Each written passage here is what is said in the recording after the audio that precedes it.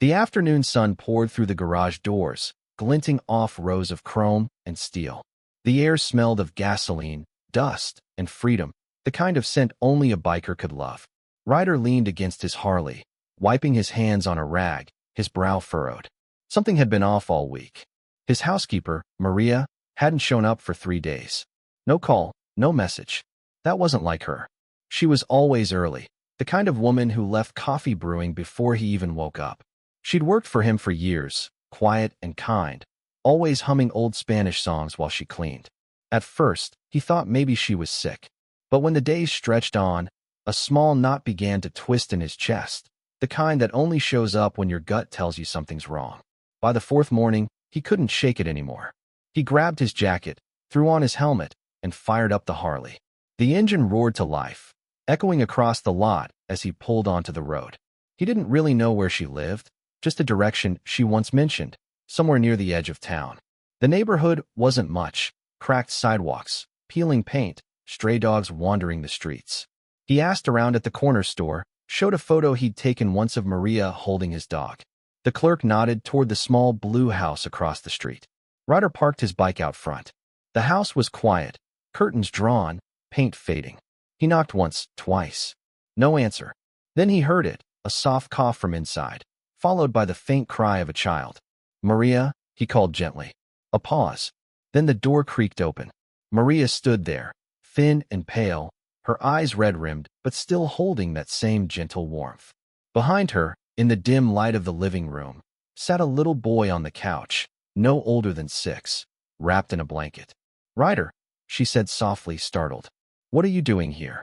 He looked at her, the exhaustion in her face, the fear she was trying to hide, and asked quietly, "You tell me, why'd you miss work?" She tried to smile. "I didn't want to worry you." But when she stepped aside, he saw the truth. The empty refrigerator, the stack of unpaid bills, the little boy's inhaler on the coffee table. Maria tried to straighten her hair with one trembling hand, her eyes darting to the floor. "I was going to come back," she whispered, "but my son, he got sick.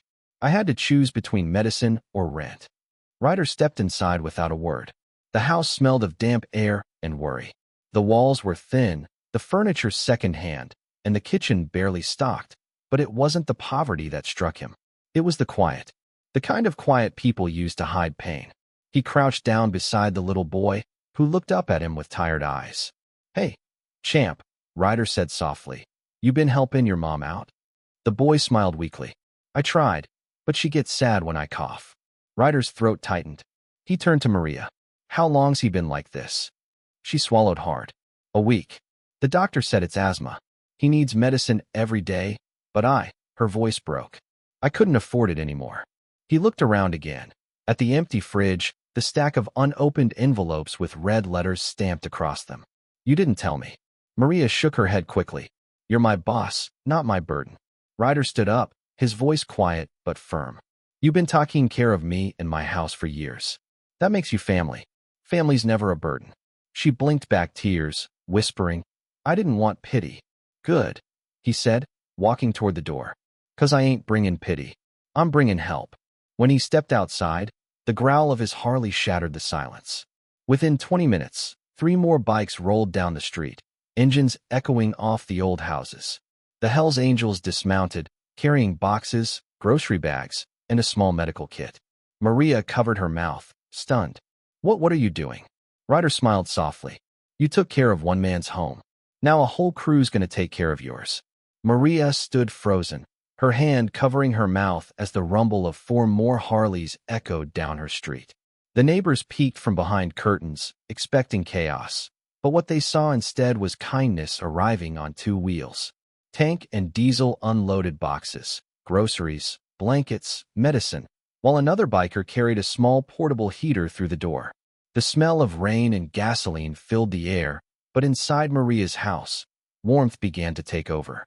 Ryder crouched beside her son again, gently handing him a small toy motorcycle. "You like bikes, kid?" he asked. The boy nodded shyly, holding it tight. "They sound like thunder," he said. Ryder smiled. "That's right. And thunder never hurts good people. It scares away the dark." Maria stood speechless, watching as Tank stocked her kitchen, humming while stacking cans like it was the most normal thing in the world. Diesel fixed the broken window that had been covered with cardboard. "Cold gets in through here," he muttered. "Not anymore." Her voice cracked as she whispered, "Why are you doing this? You don't even know me." Ryder turned, his tone soft but steady. "We don't need to. You've been fighting a quiet battle no one saw. Sometimes, people like us, we notice things others miss." She looked around, tears spilling freely now. The fridge door shut with a full sound she hadn't heard in months. Her son's laugh, small and fragile, filled the room as Diesel showed him how to rev the toy bike. Tank placed a grocery receipt on the table. "Next time you need medicine or food, call this number," he said, tapping a card with the AFA family logo printed on it. "Don't you dare wait till it gets bad again." Maria nodded, unable to speak. Ryder looked at her gently. "You took care of a man's home like it was your own. Now it's our turn to return the favor. You're not alone anymore." And for the first time in years, she believed it. The next morning, the first light of dawn slipped through the cracks in Maria's curtains. But this time, the cold didn't creep in. The little house was warm, filled with the quiet hum of something new, peace. Her son woke up first, still clutching the toy motorcycle, his voice small but bright. "Mama, the angels are still outside," he said, pointing through the window. Maria walked over, pulling the curtain aside, and there they were. Four bikes lined up neatly by the curb, their engines off, but their riders still there, drinking coffee, talking softly under the rising sun. They hadn't left. They had stayed all night. She stepped outside, the morning air fresh on her face. "You stayed?" she whispered, almost in disbelief. Ryder nodded, setting down his coffee. "Couldn't just ride off knowing you might need something come morning." Maria's eyes filled again. "You've done more than anyone ever has." He smiled faintly. "Then maybe you've been surrounded by the wrong kind of people." Tank stood and stretched, nodding toward the house. "Got your fridge fixed." That old thing was wheezing worse than Diesel after chilly night. Diesel rolled his eyes. "One time, man. One time." Maria laughed, a real laugh, full and free, and it caught her off guard. She hadn't heard that sound from herself in so long. Ryder leaned against his bike, watching her. "You know," he said softly, "people think we're just loud men on the road. But truth is, the road teaches you things. Teaches you that nobody survives alone." Maria took a deep breath, her voice trembling. "I don't know how to thank you." Ryder shrugged. "You don't. You just promise me one thing. When you see someone falling behind, you stop. You help him up. That's how this world keeps moving. She nodded, wiping her cheeks. "I will." Her son ran out onto the porch, waving the toy bike. "Mama, can we go see them ride?" Ryder smiled wide. "You can do more than see, kid. You can hear what family sounds like." He put on his helmet, and one by one, the engines started. Deep, rolling thunder echoing down the quiet street. But this time, it didn't sound like noise. It sounded like hope. Maria stood there, her son's small hand wrapped in hers, watching the angels ride off into the sunrise. For the first time in a long time, she didn't feel like someone's maid or a mother barely surviving. She felt like she mattered. If this story touched your heart, share it. Because kindness doesn't always wear a smile, and heroes don't always wear uniforms.